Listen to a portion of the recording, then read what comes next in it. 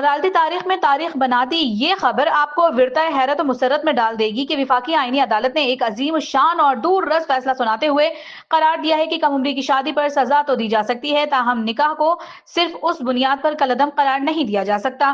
عدالت نے لاہور کی رہائشی ماریہ بی بی کے قبول اسلام اور شہریار سے نکاح کو قانونی حیثیت دیتے ہوئے والد کی جانب سے دائر حبس بھیجا کی درخواست مسترد کر دی۔ فیصلے میں واضح کیا گیا ہے کہ چائلڈ میرج ایکٹ 1929 کے تحت کم عمری کی شادی قابل سزا جرم ہے، مگر قانون میں نکاح ختم کرنے کی کوئی شک موجود نہیں۔ عدالت نے یہ بھی قرار دیا ہے کہ مسلمان مرد شرعی طور پر اہل کتاب خواتین سے نکاح کر سکتے ہیں، جبکہ متعلقہ کیس میں لڑکی کے قبول اسلام کا باقاعدہ ڈکلیریشن بھی موجود ہے۔ انسداد دہشت گردی عدالت نے Pakistan Tehreek Insaf P T I کے رہنماؤں کو بڑا ریلیف دیتے ہوئے 21 مئی 2026 تک انہیں گرفتار نہ کرنے کا حکم جاری کر دیا۔ اے ٹی سی اسلام آباد کے جج ابوالحسنات محمد ذوالقرنین نے 26 نومبر احتجاج سنجانی جلسہ اور سپریم کورٹ کے باہر مظاہروں سے متعلق مقدمات کی سماعت کی۔ سماعت کے دوران پی ٹی آئی کے رہنما عمیر نیازی، رؤف حسن اور اعظم سواتی عدالت میں پیش ہوئے، جہاں 200 سے زائد قبل از گرفتاری ضمانت کی درخواستوں پر سماعت کی گئی۔ عدالت نے درخواستوں پر عبوری ریلیف دیتے ہوئے پولیس کو ہدایت کی ہے کہ مقررہ تاریخ تک کسی بھی رہنما کو گرفتار نہ کیا جائے۔ واضح ہے کہ پی ٹی آئی قیادت کے خلاف اسلام آباد کے مختلف تھانوں میں متعدد مقدمات درج ہیں، جبکہ عدالت نے آئندہ سماعت پر فریقین کو حتمی دلائل پیش کرنے کی بھی ہدایت کر دی۔ ایران کا اہم اور دانشمندانہ فیصلہ، پاکستان آنے والے تیل بردار بحری جہازوں کو گزرنے کی اجازت دے دی گئی۔ ذرائع کے مطابق 3 بحری جہاز کویت سے تیل لے کر پاکستان پہنچیں گے، جس سے ملک میں توانائی کی فراہمی میں بہتری متوقع ہے۔ خطے میں کشیدگی کے باوجود یہ پیش رفت پاکستان کے لیے بڑا ریلیف قرار دی جا رہی ہے۔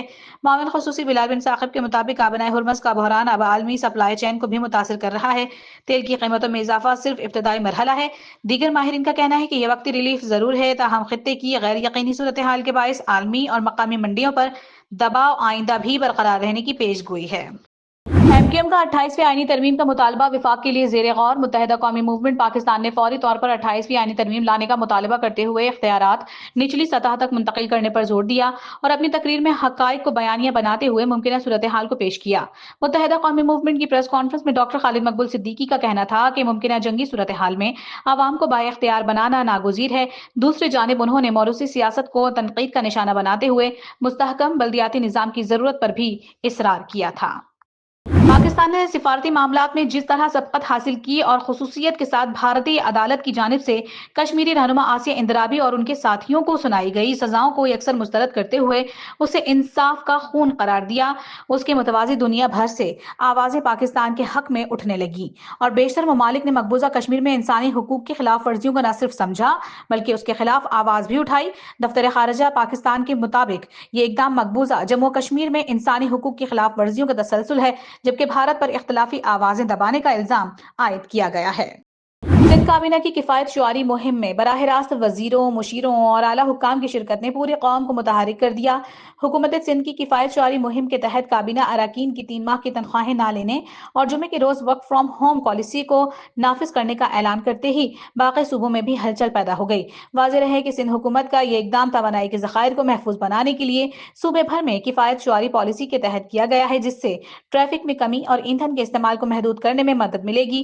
اسی ضمن میں صوبائی وزیر شرجیل انعام میمن کے مطابق سرکاری گاڑیاں محدود، جبکہ ایندھن بچت اور توانائی اقدامات پر عمل تیز کیا جائے گا۔ شہباز شریف اور سعودی ولی عہد محمد بن سلمان کا رابطہ، خطے کی صورتحال پر تعدیر تبادلہ خیال۔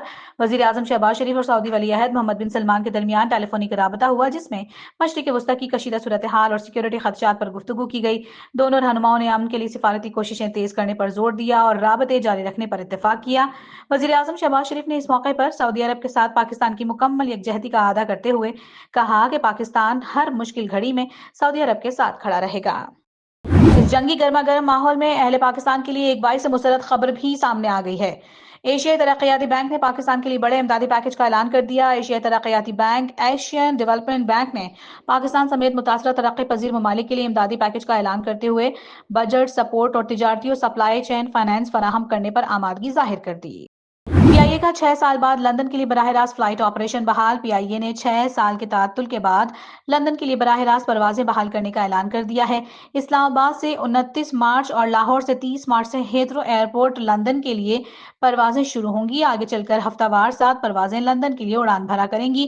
خیال رہے کہ لندن روٹ PIA کے تاریخی بین الاقوامی روٹس میں شامل ہے اور اس کا عرصہ تقریباً 70 سال پر محیط ہے۔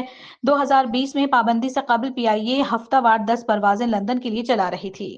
خلیجی ممالک کو اشیاء خورنوش کی برآمدات زیادہ اور تیز تر کرنے کا فیصلہ، وزیر اعظم نے ایمرجنسی اقدامات کی ہدایت کر دی۔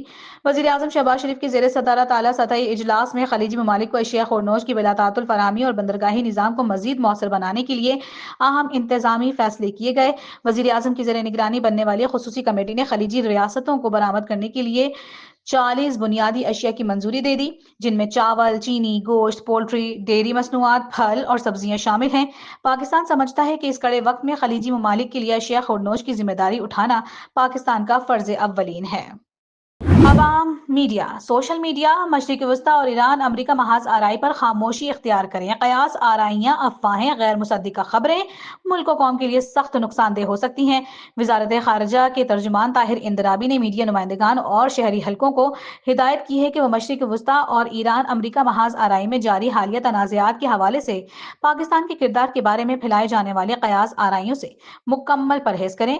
ترجمان نے واضح کیا ہے کہ انہیں مختلف ذرائع سے ایسی معلومات کی تصدیق کے لیے درخواستیں موصول ہو رہی ہیں جو حقیقت پر مبنی ہی نہیں۔